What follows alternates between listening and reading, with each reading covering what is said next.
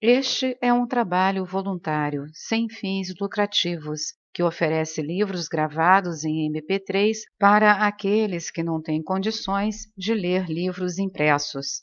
Para ouvir este e outros livros gratuitamente na íntegra, acesse nosso canal e leia as instruções na aba Sobre. Este livro foi gravado para o uso exclusivo da pessoa com deficiência visual, não podendo ser comercializado de acordo com a Lei nº 9.610, de 19 de fevereiro de 1998. É evidente que desde a criação do mundo, a humanidade tem sofrido tormentos e dor de tal magnitude que, com frequência, têm sido piores que a própria morte. Quem, então, senão o Criador, é a origem de todos os sofrimentos? No decorrer da história, quantos indivíduos estiveram dispostos a sofrer e a suportar dor para alcançar a sabedoria superior e conquistar a elevação espiritual? Quantos deles se submeteram voluntariamente às agonias insuportáveis pelo bem de encontrar pelo menos uma gota de percepção e entendimento espirituais da força superior em favor da unificação com o Criador e para ser seu servidor? Apesar de tudo, a maioria dos homens continuou vivendo suas vidas sem nunca ter recebido resposta alguma e sem nenhuma conquista visível. Foram-se deste mundo sem nada, assim como vieram para ele. Por que o Criador ignorou suas orações? Por que ele se afastou deles e fez vista grossa a seus sofrimentos? Todos esses seres humanos perceberam inconscientemente que há um propósito sublime no universo e em cada acontecimento que ocorre, que se chama gota de unificação do indivíduo com o Criador. De fato, apesar de estarem imersos no egoísmo e em seus tormentos insuportáveis, quando experimentaram a rejeição do Criador, imediatamente sentiram que uma janela, que até então estivera fechada para a verdade, se abria em seus corações. Até esse momento, estes haviam sido incapazes de sentir algo além de sua própria dor e desejo. Essa janela revelou que eram considerados dignos de experimentar e de sentir a tão sonhada gota de unificação, penetrando em cada coração por meio de suas paredes quebradas.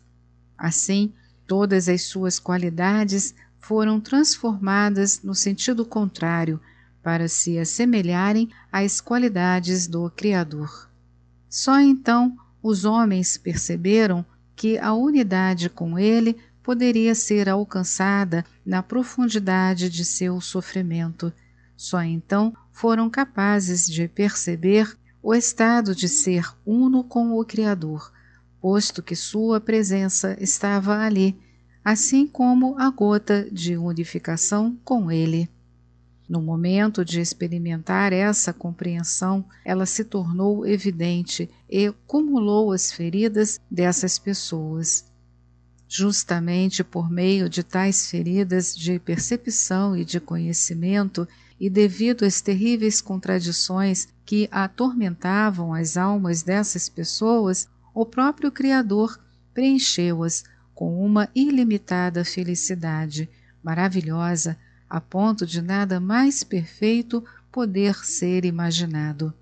Tudo isso foi dado somente para fazê-las sentir que sua agonia e seu sofrimento valeram a pena. Isso era necessário para que experimentassem a perfeição suprema. Tendo chegado a esse estado, cada célula de seus corpos os convenceu de que qualquer um em nosso mundo estaria disposto a passar tormentos inimagináveis a fim de sentir, embora fosse uma vez na vida, a felicidade de estar unido ao Criador. Por que então o Criador guarda silêncio mediante as súplicas de alívio dos seres humanos? Isso pode ser explicado pelo fato de que as pessoas estão muito mais preocupadas com o seu próprio progresso do que com a glória ao Criador. Portanto, suas lágrimas estão vazias e elas se vão deste mundo como chegaram, sem nada.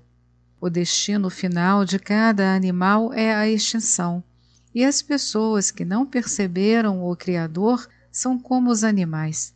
Por outro lado, se uma pessoa se preocupa em glorificá-lo, ele se lhe revelará. As gotas de unificação, isto é, o propósito da criação, fluem para o interior dos corações de quem se dedica à glorificação e ao amor pelo Criador.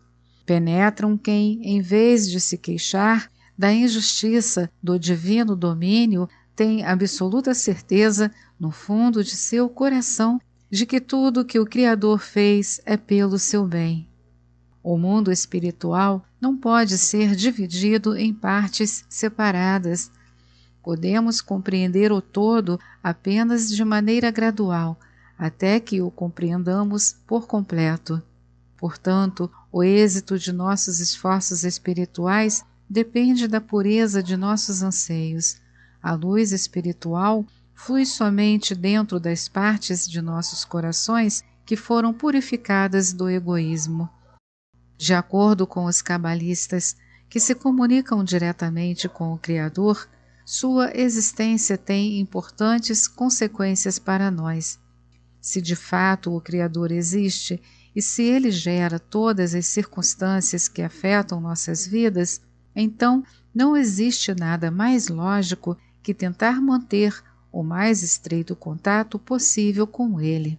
Porém, se tentássemos arduamente e conseguíssemos manter esse contato, sentir-nos-íamos como que suspensos no ar, sem nenhum suporte, visto que o Criador está oculto de nossa percepção. Sem ver nem sentir, nem ouvir ou sequer receber alguma entrada sensorial, ver-nos-íamos envolvidos em um esforço unidirecional, gritando no espaço vazio. Então, por que o Criador nos fez de tal forma impossível de percebê-lo? E mais ainda, por que se oculta de nós? Porque até mesmo quando suplicamos, ele não aparece para responder, preferindo, pelo contrário, nos afetar, ocultando-se de nós por trás da natureza e de nosso entorno? Se seu desejo fosse nos corrigir, isto é, corrigir seus próprios erros na criação, ele já o teria feito há muito tempo, direta ou indiretamente. Se ele se revelasse, todos o teríamos visto e apreciado no grau permitido por nossos sentidos e inteligência, com os quais ele nos criou. Com certeza, então, poderíamos saber o que fazer e como agir neste mundo, que foi supostamente criado para nós. Além disso, paradoxalmente, assim que nos esforçamos por alcançar o Criador, percebê-lo para nos aproximarmos dele, sentimos que nosso anseio por ele se desvanece e desaparece. Mas, se o Criador dirige todas as nossas sensações, por que então priva desse anseio quem tem o desejo de percebê-lo? E não só isso, por que também põe todo tipo de obstáculo possível em nosso caminho? Às vezes, é provável que até sintamos que o orgulho e a arrogância dos quais dizem que devemos nos desfazer são infinitamente mais característicos do Criador. Afinal de contas, se o Criador é compassivo, especialmente para com os que o buscam, por que não recebemos nenhuma resposta às nossas lágrimas e súplicas?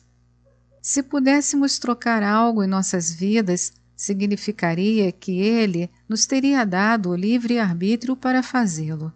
Mas ele não nos dotou de suficiente conhecimento para evitar o sofrimento que acompanha nossa existência e desenvolvimento espiritual.